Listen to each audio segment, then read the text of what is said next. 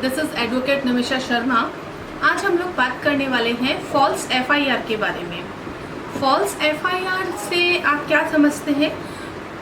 ये एफआईआर इस तरीके, एफआईआर का पहले मैं आपको फुल फॉर्म बता देती हूँ। वो होता है फर्स्ट इंफॉर्मेशन रिपोर्ट। ये एक रिटन फॉर्मेट होता है जो कि हमें पुलिस स्टेशन, जो भी हमारा नियरेस्ट पुलिस स्टेशन है या जो पुलिस स्टेशन हमारे ज्यूरिसडिक्शन में आता है, उसमें फाइल की जाती है। तो आजकल ये देखा गया है कि बहुत सी एफआईआर फॉल्स भी फाइल की जाती हैं। जब कभी किसी की कुछ रिवेंज में या जेलस में या कुछ लोग ब्लैकमेलिंग करके एक्सटॉर्शन मनी के लिए इस तरह से एफआईआर, झूठी एफआईआर भी पुलिस स्टेशन में फाइल कर देते हैं। और आपके पास में कभी भी पुलिस स्टेशन से इस तरह का कॉल आए कि हमारे ऊपर, आपके ऊपर इस तरह से एक एफआईआर फाइल हुई है और आपको आके पुलिस स्टेशन में अपना बयान देना है, तो आप बिल्कुल भी ना डरें। तो आप इस वीडियो को एंड तक देखें और मैं कुछ स्टेप्स आपको बताती हूँ कि अगर आपके ऊपर फॉल्स एफआईआर फाइल हुई है तो आपको किस तरह से क्या करना चाहिए और कैसे कैसे वो स्टेप्स आगे बढ़ते हैं। तो फर्स्ट स्टेप ये है कि अगर आपके ऊपर फॉल्स एफआईआर हुई है तो आपको एकदम फियरलेस होकर पुलिस स्टेशन जाना चाहिए। वहाँ जाकर आप इंक्वायरी ऑफिसर से मिलिए। हर रिपोर्ट फाइल करने के लिए एक इंक्वायरी ऑफिसर रिपोर्ट अपॉइंट किया जाता है। आप इंक्वायरी ऑफिसर से बात कीजिए। आप उनको बताइए कि ये जो रिपोर्ट है ये मेरे लिए जो भी लिखी है झूठी है, बेसलेस है, और ये क्यों बेसलेस है, आपके पास में उसका एविडेंस पूरा होना चाहिए। एविडेंस के नाम पे हम बात कर सकते हैं कि अगर जिस समय वो वाकया इंसिडेंट हुआ है उस समय या तो आप उस सिटी में नहीं थे। अगर आप उस सिटी में नहीं थे तो आपके पास उसके एयरलाइंस के टिकट होने चाहिए, आपके पास बस टिकट होना चाहिए या ट्रेन टिकट होना चाहिए, या अगर आप बाय रोड कहीं गए हैं तो आपके पास में उसका टोल टैक्स हम भरते हैं तो उसका पूरा रिकॉर्ड होना चाहिए कि मैं इस समय इस डेट को वहाँ था। दूसरी चीज कि बाई चांस आप उसी सिटी में हैं तो आपके ऊपर अगर इस तरह की एफआईआर फाइल हो गई है तो आपके पास में ये प्रूफ होना चाहिए कि अगर ये इंसिडेंट ऑफिस से हुआ है तो आपके पास सीसीटीवी फुटेज आप वहाँ से निकलवा सकते हैं कि मैं उस समय वहाँ नहीं था, अगर मैं था तो मैं क्या कर रहा था। अगर ये इंसिडेंट रोड पे हुआ है तो रोड की आप सीसीटीवी, आजकल सब जगह सीसीटीवी कैमरास लगे रहते हैं तो आपको एविडेंस इजीली मिल जाता है। तो आप अपना वो पूरा एविडेंस लेकर जाएं और या फिर पुलिस की हेल्प करें वो एविडेंस निकलवाने में। आपको बिल्कुल डरना नहीं है। अगर आपने सही है, आपके ऊपर एफआईआर झूठी है तो बिल्कुल भी नहीं डरना है। पुलिस को आप सपोर्ट कीजिए, पुलिस भी आपको सपोर्ट करेगी। तो ये तो हुआ हमारा पहला स्टेप कि आपको इस तरह से पुलिस स्टेशन में जाकर अपनी रिपोर्ट के बारे में बात करनी है। अब हम बात करते हैं सेकेंड स्टेप।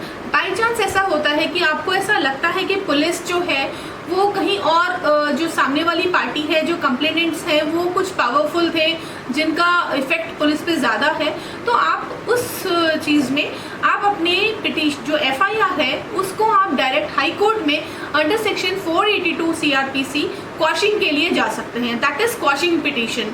मतलब कि आपकी जो एफआईआर है वो निरस्त कोर्ट कर देगी on the basis of grounds कि आपने किस तरह के फैक्ट्स कोर्ट में लिखे हैं, क्या एविडेंस आपने लगाया है।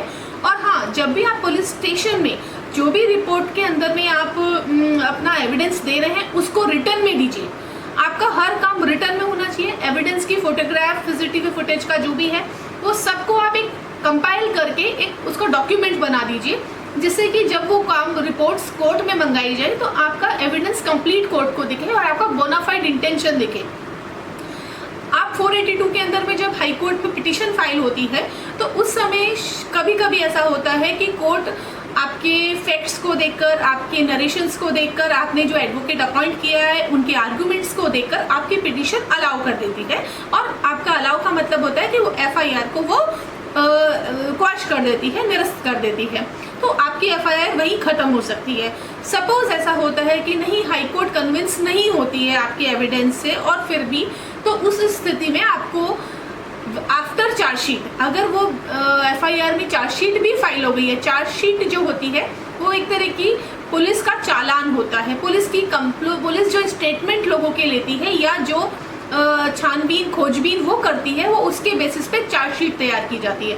तो आफ्टर चार्जशीट आपको क्या करना है कि आप पुलिस स्टेशन में आप मजिस्ट्रेट कोर्ट के सामने एक अंडर सीआरपीसी सेक्शन 227 सीआरपीसी के अंडर सेक्शन में आप वहाँ पर अपनी एक डिस्चार्ज एप्लीकेशन फाइल कर सकते हैं कि ये जो मेरे ऊपर फैक्ट्स, जो ये बेसलेस एफआईआर मेरे ऊपर हुई है, इसमें मुझे थोड़ा रिहाई दिया जाए कोर्ट से, और मैं उस समय अपने लिए और भी फैक्ट्स इकट्ठे कर पाऊँ। तो that is called discharge application. Discharge application के बाद भी अगर आपको कोर्ट डिस्चार्ज नहीं करती है तो आपको ट्रायल फेस करना पड़ता है। That is under section 232 of the CRPC। तो वो आप कुछ भी कीजिए, अगर आपके ऊपर वो बेसलेस है या वो झूठी है तो आपको ना तो पुलिस अरेस्ट करेगी, आप अपने लिए एंटीसिपेटरी बेल फाइल कर दीजिए और आपको पुलिस जो है वो अरेस्ट नहीं करेगी। आप कोर्ट आपके ऊपर कोई किसी तरह का नेगेटिव एक्शन नहीं लेगी। तो बिल्कुल भी ये फॉल्स एफआईआर के ऊपर डरने की ज़रूरत नहीं है। आप चाहें तो अच्छे से अच्छा एक एडवोकेट को अपॉइंट कीजिए अपने लिए। आप जो भी स्टेट, जो भी सिटीज़ जहाँ भी रहते हैं वहाँ अच्छे से अच्छे एक एडवोकेट को अपॉइंट कीजिए। और अगर आपके पास इतना पैसा नहीं है कि आप एडवोकेट अपॉइंट नहीं कर सकते तो आप लीगल एड से हेल्प ले सकते हैं। Thank you so much. मुझे लगता है कि अगर आपके पास कोई भी आगे क्वेरीज हो तो प्लीज़ आप मुझे कॉल कर सकते हैं, मुझे मैसेज कर सकते हैं। Thank you so much. Please like, share and subscribe my this channel. Thank you.